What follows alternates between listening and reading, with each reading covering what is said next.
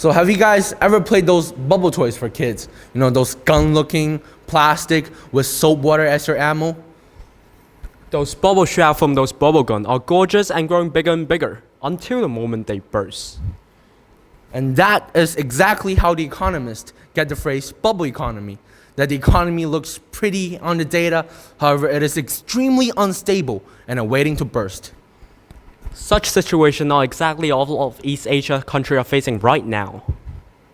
Can you imagine that according to National Bureau of Statistics of China, that more than 29% of China's nominal GDP are according to its housing market? Compared to America, only 15% according to data from Bureau of Economic Analysis. And that is a huge difference considering how much money each country makes per year and how different is their housing market distributions. However, such instance only one of the illustration of the infinite example in East Asia. Considering the topic what's wrong with East Asia housing market, there are two primary factors led to the situation. You see, East Asia is a big region. And I'm not only talking about its vast stretches of land, but also its populations and its cities crammed full with people. And when I say crammed full of people, I mean it. Because according to the data, again, from National Bureau of Statistics of China, that more than 65.2% of the entire population are city slickers, which includes all of you. And we are crammed inside only 0.6% of the entire country's land.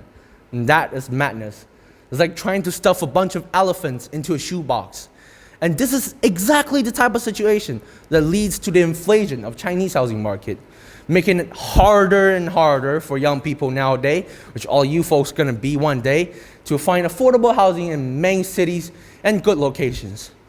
And I'm pretty sure that this kind of situation might be unfamiliar or be shocking for some of you that never come to China, because yeah, China is big. You might just think China is just a huge piece of land with beautiful countrysides and temples and beautiful cities laying around. However, it is not the case. We are dying over this problem. Well, let's take a step back. If young people actually, they got lucky in somehow they actually find affordable housing, buy or rent in main cities and good locations, the condition of those apartments are not going to be great. You might not even own a private bathroom. You might need to get out of your tiny little room that can only fit like a desk and a bed, maybe a chair if you're lucky, and then go to the other end of the hallway just to use a public bathroom. A situation like this does not only happen in China. It happens all around East Asia, especially in those countries with super large population, however limited land, such as Japan, and the case I'm gonna talk about, South Korea. South Korea, due to its rapid urbanization and baby boom population growth, its capital city Seoul are now same with a lot of cities in China and other places in East Asia, crammed full of people. The average income for a young graduate person there are around $3,306 per month. This sounds a lot, and it is a lot. However, compared to their average housing price, which is surprisingly 176 times their monthly income, around $584,000, and I do not think that is affordable. Another issue of the East Asia housing market is the oversupply. While you might be puzzled, how come those two phenomena happen simultaneously? Isn't it ironic? Since inferior oversupply should fix the overdemand. However, it's not the case for East Asia. Take China as an illustration. The Chinese government provides easy credit, low interest rate, and subsidies to all developers in real estate in hope to maintain the country's GDP, which is hugely contributed by the housing market. However, instead of establishing houses in cities with crazy demand, which is pricey, they do the exact opposite. They establish houses in cities with cheap land in hope to make more profit.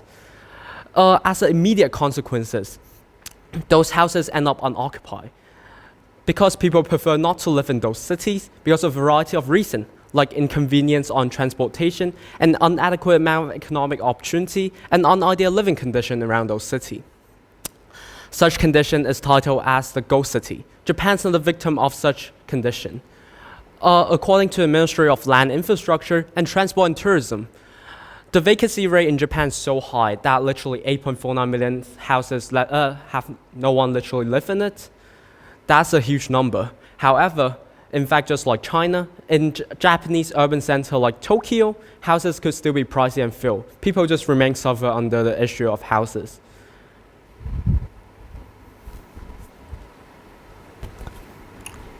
Although the problem we talked about in our speech are crucial and devastating and vital to fix, however, we did brought up several solutions to fix the problem we mentioned. First off, in order to fix the over-demand of housing market in East Asia, one of the most important things is to encourage and incentivize developers to build more supply of housing in affected regions, urban centers, and places I mentioned above. Well, to do so, we need to streamline the approval process for construction projects.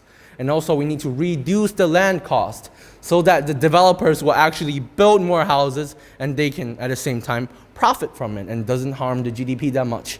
And second off, it is also crucial for governments to increase the regulation of housing market, because nowadays with more and more speculators owning multiple pieces of properties showing up in the market, this increase our housing market price, this increase the average housing price and make it young people nowadays harder and harder to find affordable housings.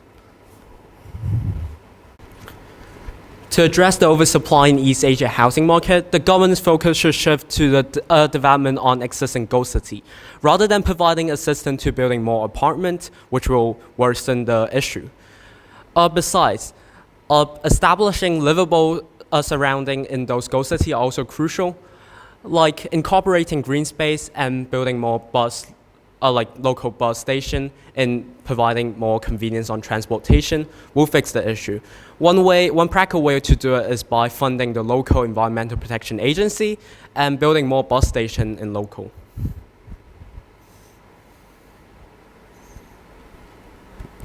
All in all, the East Asian housing market is sick and is going to burst. The oversupply and overdemand combine together to make people in East Asia very hard to afford a house in places they want to live in. Solutions we brought up today are crucial and vital to fix the problem. As part of the East Asia community ourselves, we sincerely hope today's speech gather attention and provide potential solution toward this issue. Thank you.